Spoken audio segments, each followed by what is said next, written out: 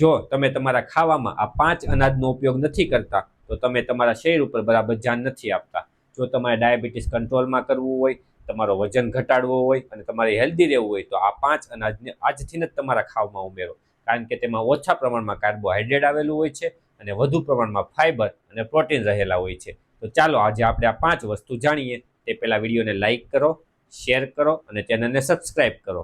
રાજગરો, જેમાં કાર્બોહાઈડ્રેટ ઓછું રહેલું છે અને ફાઇબર અને પ્રોટીન વધુ આવેલા છે, જે કોલેસ્ટેરોલને તંદુરસ્ત બનાવવામાં ખૂબ જ ઉપયોગી છે.